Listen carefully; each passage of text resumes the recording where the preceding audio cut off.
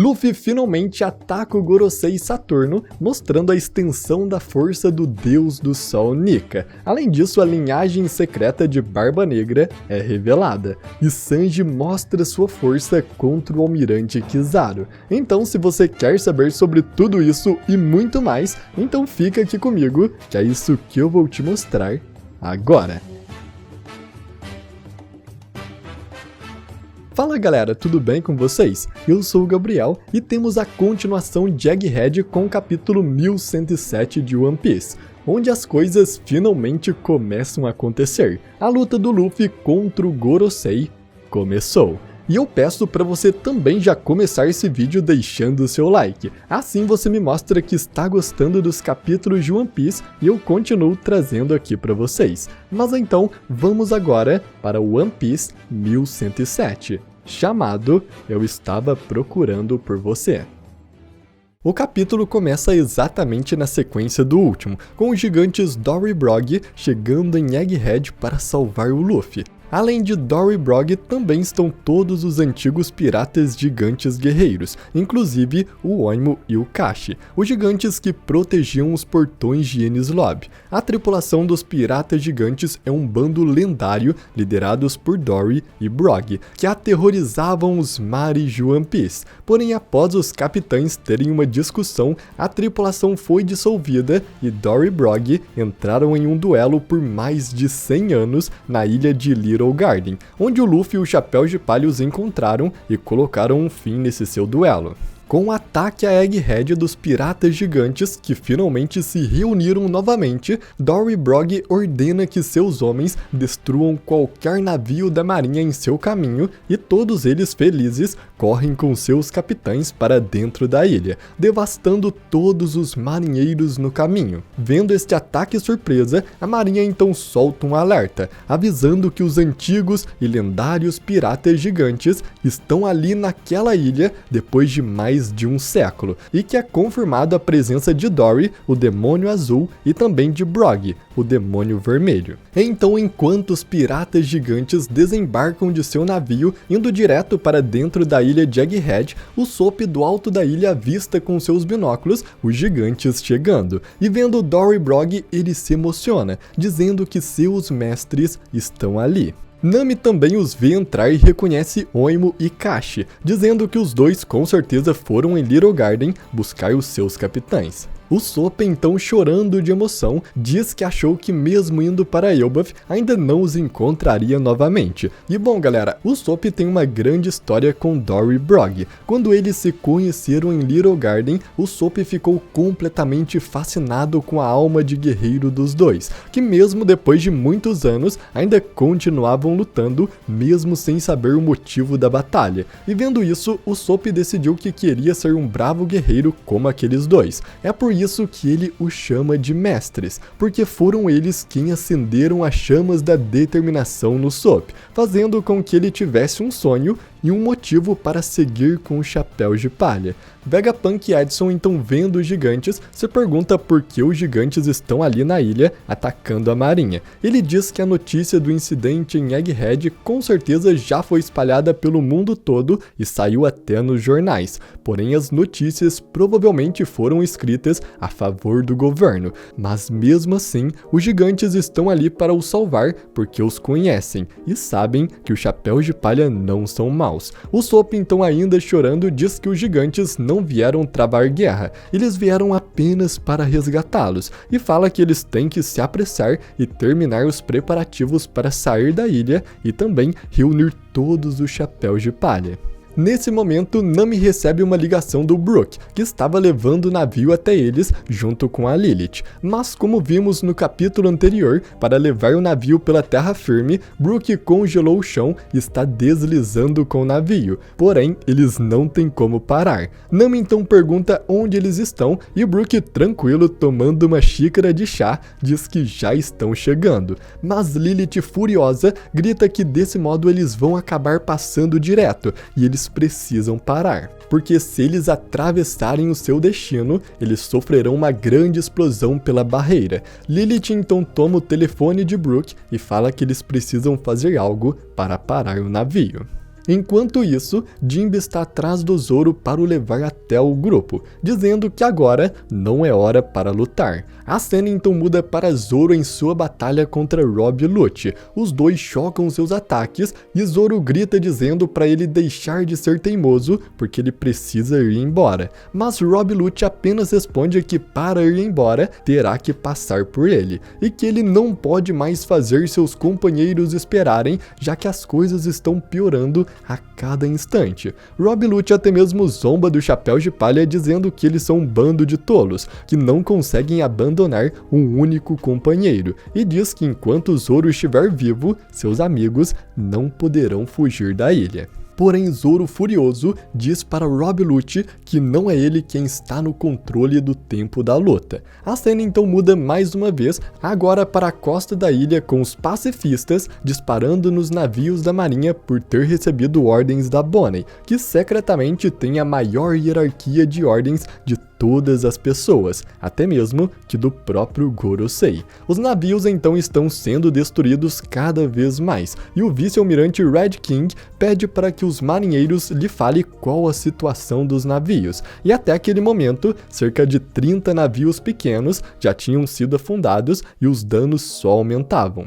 Vendo toda aquela destruição, o vice-almirante Red King decide tomar uma decisão. Ele manda recuarem os navios menores e avançarem os navios de guerra, e então dá ordem para atirarem contra os pacifistas, dizendo que é uma visão lamentável eles terem que atacar suas próprias armas. Assim então, os navios de guerra disparam e destroem completamente um pacifista em sua frente. Eles finalmente decidiram revidar. Nesse momento então somos levados até o centro da ilha. Bonnie está chorando no chão, enquanto Luffy pula alegremente pela ilha, que está totalmente transformada em borracha pelos seus poderes, com os prédios balançando de um lado para o outro. Luffy então pergunta para Bonnie por que ela está chorando, e ela responde que está assim porque estava o procurando por todo esse tempo. Luffy, ouvindo essa resposta, pergunta para ela se eles já não estavam juntos, e ela responde que sim, mas que não sabia que ele era Nika.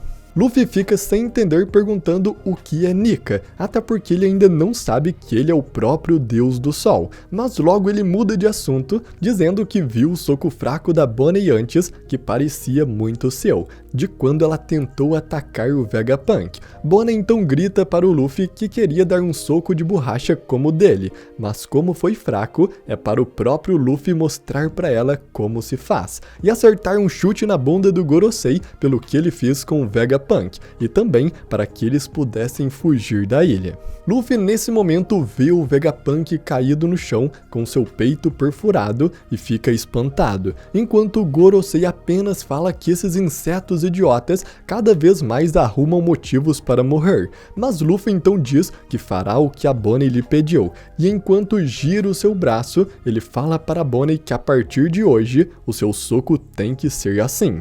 O Gorosei Saturno então, vendo que Luffy estava prestes ao atacar, usa o seu poder telecinético, quase como se ele tivesse acertado um golpe invisível no Luffy, que o joga um pouco para trás e o faz sangrar. Mas Luffy mesmo assim se recupera praticamente no mesmo instante, e enquanto continua avançando, ele grita com Gorosei como ele ousa machucar os seus amigos. E com isso então, ele dispara um Gomu Gomu no Don Gatling, ou metralhadora branca do amanhecer de borracha, disparando vários socos em sequência no Gorosei com seus braços revestidos com haki do armamento. E enquanto vemos as expressões de Bonnie, Kuma e Vegapunk, Luffy acerta um último soco em cheio no Gorosei Saturno, o arremessando tão forte para o chão que ele atravessa um prédio e é lançado para o outro lado da ilha.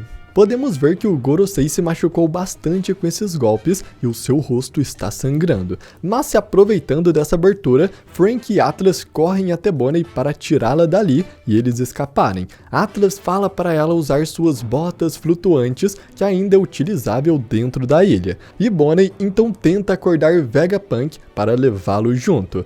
Mas já é tarde demais para o cientista. Ele fracamente responde para Bonnie que ela deve ir sem ele, porque ele sabe que se alguém o mover dali, ele acabará morrendo. Enquanto eles conversam, se aproveitando disso, Kizaru aparece atrás da Bonnie e se prepara para disparar um laser de luz nela. Bonnie se vira no instante, mas não tinha nada que ela pudesse fazer. O laser iria acertá-la em cheio. Porém, no momento em que Kizaru dispara, Sanji rapidamente pula na frente e acerta um chute na luz, a dispersando completamente, o que deixa Franky e Kizaru completamente surpresos. E esse golpe do Sanji realmente foi incrível. Parar um laser de luz é algo que nunca vimos antes em One Piece. Esse é um dos golpes mais letais da série, mas temos duas soluções para isso ter sido possível. A primeira é que o Sanji realmente está forte e resistente o suficiente com seu novo despertar dos experimentos da Germa para conseguir aguentar os lasers. Já a segunda opção estão nas botas que o Sanji está usando, que podem ter a tecnologia de interagir com a luz, assim como já vimos as luvas do Vegapunk que podiam tocar em hologramas, que são basicamente luzes.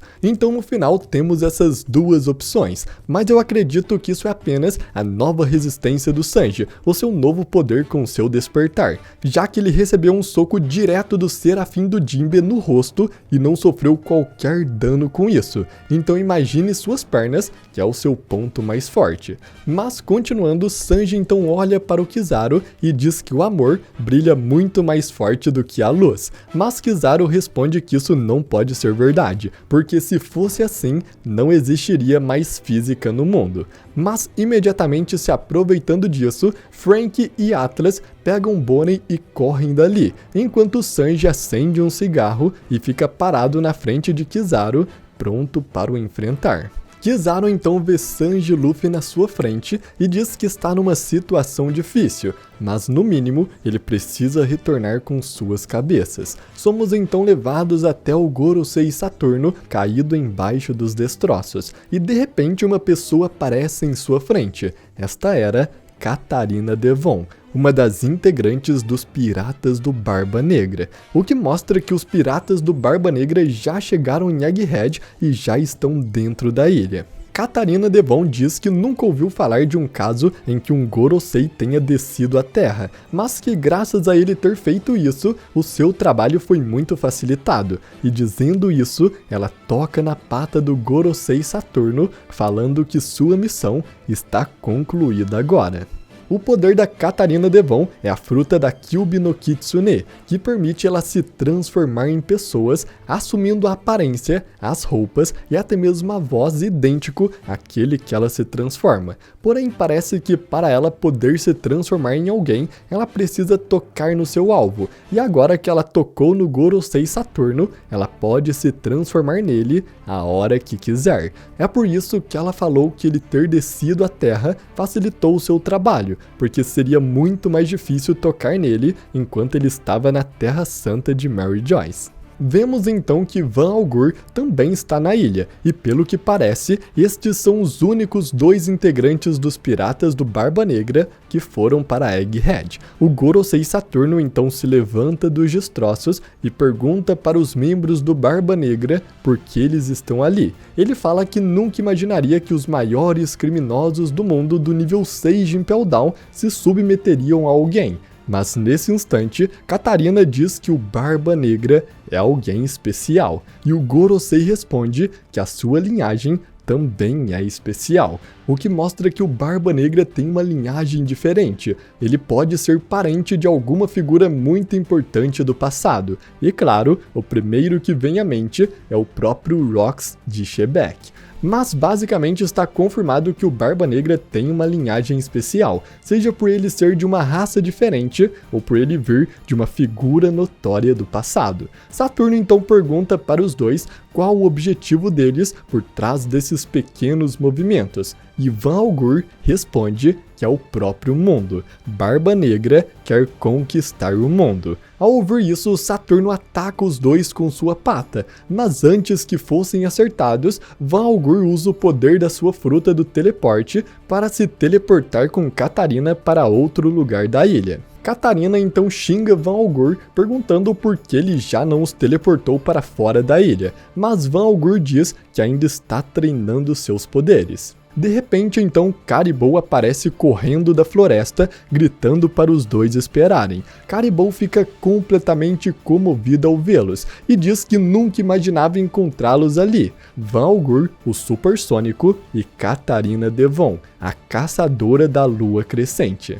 Ele fala para os dois que seu nome é Caribou e que esteve procurando eles por todo esse tempo e apenas saiu ao mar porque admirava aquela pessoa. Então, chorando, Caribou diz que seu sonho é se tornar um subordinado do Barba Negra e pede para os dois o levá-lo e permitir que ele veja o Barba Negra pelo menos uma única vez. E o que chama atenção nesta fala do Caribou é que ele se tornou pirata por causa daquela pessoa, que provavelmente não está se referindo ao Barba Negra, mas sim a algum outro pirata relacionado a ele. E como já ouvimos pelo próprio Gorosei, Barba Negra tem uma linhagem especial. Ele pode ser descendente do próprio Rox de Shebeck, o homem que pode ter inspirado Caribou. E é por causa disso que Barba Negra busca cumprir os objetivos de seu antepassado. Ele não quer fama, riqueza ou poder. Seu objetivo